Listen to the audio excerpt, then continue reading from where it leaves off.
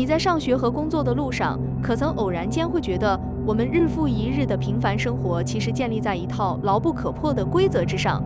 电车会准时到站，地图能指引方向，手机能查询到信息，我们熟悉的世界永远理所应当地展现在我们的面前。但如果有一天，这一切规则都失效了呢？今天狗丁猫和您一起聊的是日本第一都市传说——如月车站和它更深层的灵魂故事。日本 2ch.net， 它曾是日本最大的网络社群，人们可以在上面匿名畅所欲言。但在2004年的一天，日本互联网 2ch 论坛上出现了一则诡异的求助帖，它记录了一场通往未知站台的单程旅行。这个故事就是后来被称为日本第一都市传说的如月车站事件。Kisaragi Iki。20年来，不只是日本人，无数世界各地的人都被这个事件吸引，为之着迷，试图解开它的谜团。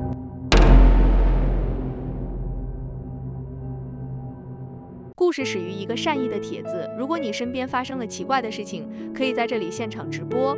他为那些遭遇怪事、无处求助的人们提供了一个抱团取暖的地方。帖子下方有大量的留言，但直到2004年1月8日夜间11点14分，一位名叫叶纯 Hazumi 这个用户敲下了一行不安的文字，让今天我们讲述的故事从这里慢慢展开。可能是我想多了，但可以说吗？我现在坐的电车有点不对劲。它已经开了20多分钟没停站了，平时最多5分钟，长一点也就是7、8分钟就会停靠一次的，可现在却一直不停。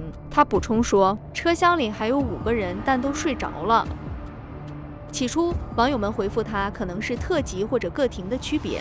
狗丁猫为大家说明一下，这里的特急 Tokyu 在日本指的是特别急行列车，这样的车停站最少，速度最快，仅在主要车站停靠。票价除了基本票价外，通常需要购买特急券、指定席或自由席。而个停 Kakute 全名叫做各站停车，指的是普通列车，每一站都停靠，因此速度最慢。一般日本当地短途通勤会选择，因为只收取基本票价。此时叶纯在下面回帖说：“你说的对。”或许是这样，我再忍一忍，看看情况。如果还是不对劲，再来请教大家。我打算去车厢的最前端看看车长、列车员是不是还在。要是司机出了什么事，那可不得了。我去车长室看了一眼，可窗户被遮挡，看不见司机和列车员。路线是静冈线一条线路，从新滨松开出的电车。网友们说，要不你去问问工作人员吧。叶纯照做了，我去敲了敲窗户，也没有回应。我乘坐的应该是11点40分的车，出了个隧道后速度稍微慢了一点。平时根本没有隧道的，现在居然有，好像要停下来了，是个车站。现在停在一个叫金木的车站，我应该下车吗？可我从没听说过，也没见过这个车站。网友留言说，不如下车看看吧。有的网友又说，千万不要下车。此时该回复帖已经成为大家关注的焦点，我还是下车了，是个无人车站。就在这时，列车驶出一条地图上根本没有的隧道，这是一个决定命运的时刻。叶纯走下车，左右张望着。我打算找时刻表看看能不能坐回去，可没找到。列车还停着，我是不是在上车比较好？在叶纯等待的时刻，列车已经开走了。网友们回复说，你赶紧叫出租车走吧。我想走出车站，看看能不能找到出租车，可是周围什么都没有，别说出租车，连人影都没有。我试过打电话回家让父母来接，可他们查不到金木车站的位置，他们说先查地图再来接我，但我越来越害怕。网友在网上搜索金木站，说根本不存在这个车站的名字。网友说，确认一下车站的名字。此时叶纯回复，我看了，确实是木木 Kiki 2个字，可网上搜到的只有游戏的名字，完全查不到真实车站。此时有人说，可能是鬼字写成 Kisaragi。在日语里 Kisaragi 是日本文化里2月的别称，汉字写成如月。能看到前一站和后一站名字吗？没有写。我打算沿着铁轨往回走，或许能找到有人烟的地方。周围什么都没有，只有山和草原。我用 iMode 的手机查过附近的地名，但显示错误。有的网友很害怕，说别乱走了，在车站等天亮吧。但叶纯表示这个陌生的地方很诡异，彻夜孤身一人，他自己很害怕，于是他继续沿着轨道往前走。他想坐车返回，但时刻表上空空如也。他想打车离开，但车站外只有无尽的荒野。他打电话给父母求助，但父母在任何地图上都找不到这个诡异的车站。他尝试报警，却被当成恶作剧电话而被训斥。所有通往现实世界的路似乎都在这一刻被切断了。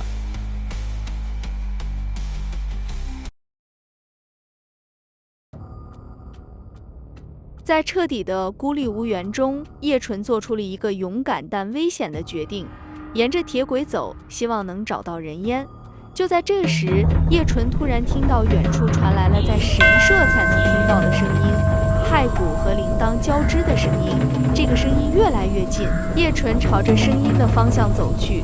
他非常想找到有人的地方，他内心充满着不安和害怕。突然，一声大喊传来：“危险！不要走在铁轨上！”他回头看到了一个只有一条腿的老人，静静地站在10米开外。下一秒，叶纯仔细看过去，发现老人竟然凭空消失了。叶纯瞬间觉得头皮发麻。此时，叶纯的心中恐惧占据了上风，网友们都为叶纯担心，纷纷催促他快跑，别回头。随后，慌乱的他冲进了一条隧道，这条隧道前写着 Nuki 的名字。穿过隧道后，叶纯告诉大家：“我遇到了一个好心人。”这个男生说愿意开车送我，他告诉我附近有商务酒店，我想去有人的地方，我有点害怕。网友们问他开车去哪里，叶纯回复说，他说去希纳，日语里除的读音是希纳，但网友们赶紧查询，奇怪，希纳这个位置根本不存在呀。然而叶纯表示他还是坐上了那个男人的车，可是开着开着，他发现这辆车却驶向了更深的山野。别说酒店，看起来根本没有任何人存在的迹象。此时，好心的司机突然开始喃喃自语，他嘴里嘟囔着，叶纯也听不清他在说什么。司机现在已经不理我了。叶纯说，我感觉不对劲。他开始说些奇怪的话，网友们纷纷表示要找机会快跑。我有点害怕，叶纯说，我看到一个隧道好亮，我进去了，我手机快没电了，不说了。叶纯的最后一则留言充满了绝望，隧道好长，信号越来越弱。叶纯的手机屏幕熄灭，叶纯从此再也没有在这个帖子下方留言。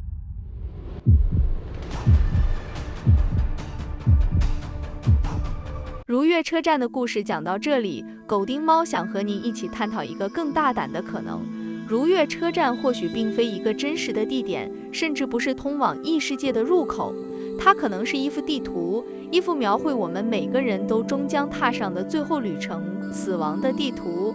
这趟列车最终的目的地就是生命的终点。叶纯的故事在这里戛然而止，留下了无尽的谜团。但如果我们换一个视角，把这个故事看作一个巨大的隐喻呢？现代科学，尤其是对濒死体验 （Near Death Experience），也就是 NDE 的研究，为我们提供了一把解开如月车站之谜的钥匙。首先，我们需要了解死亡究竟是什么。在医学上，它被定义为所有生命机能的永久停止，包括心跳、呼吸和脑电活动。但这个过程并非一蹴而就，无论死因是意外、癌症还是心脏病，最终的路径往往指向一个共同点：心脏骤停，大脑缺氧。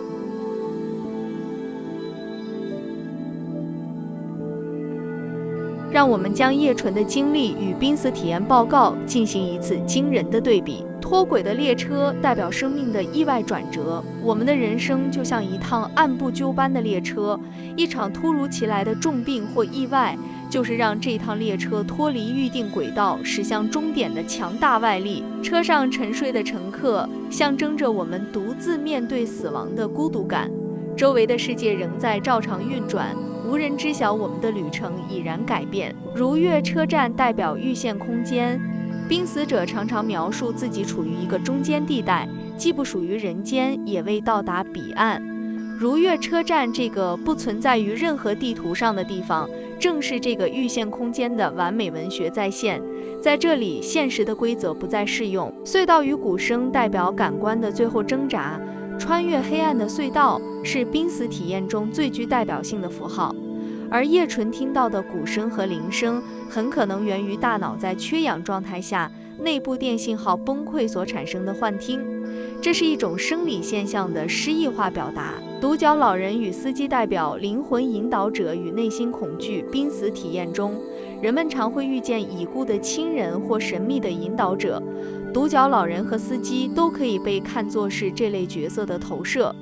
司机的态度从友善到险恶的转变，则象征着面对死亡时从平静接受到巨大恐惧的内心挣扎。耗尽的电池代表生命力的流逝，叶纯与外界最后的联系，手机电量正在耗尽，这恰恰隐喻了濒死过程中人的感官会一次关闭，从食欲、语言能力到视觉，而听觉和触觉往往是最后消失的。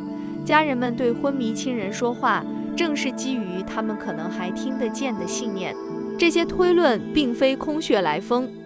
1981年，28岁的斯科特·德拉蒙德在一次滑雪事故后的手术中，经历了一次记录在案的濒死体验。他描述自己漂浮在身体上方，看着医生抢救自己，随后进入一片白光，看到了从出生到死亡的医生回放。20分钟后，他被救活。从此对死亡的恐惧完全消失了。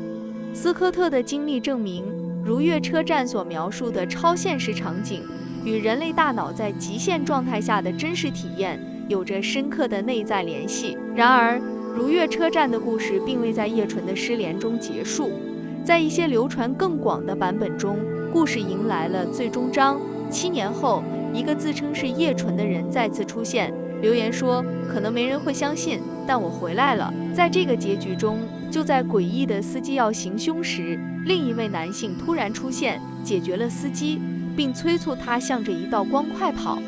当他再次睁开眼时，发现自己站在家附近的车站，但时间已经过去了整整7年。这个回归的结局让整个故事的隐喻更加完整，它完美对应了濒死体验的被送回阶段。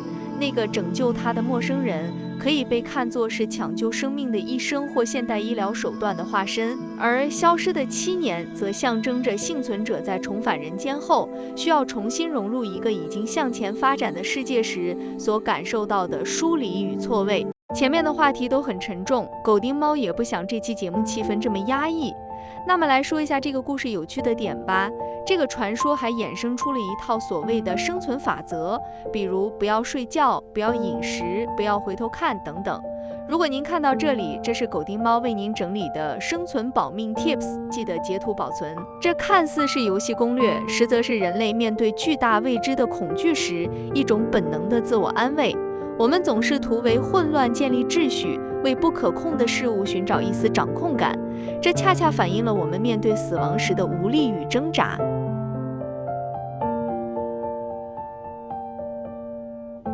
人类天生渴望探索未知，从古代的神话到今天的科学，我们对死亡的感觉已经有了模糊的轮廓。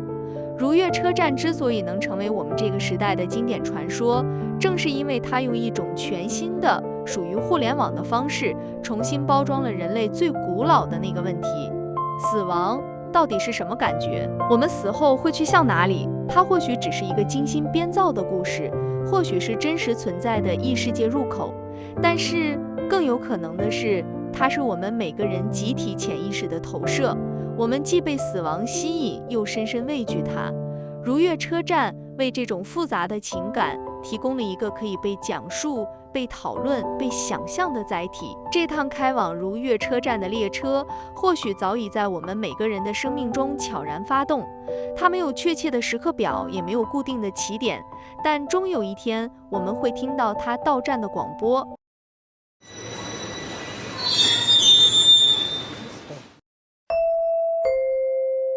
次は木更木駅、木更木駅です。お出口は前の明るい方にございます。お降りの際はお足元にご注意ください。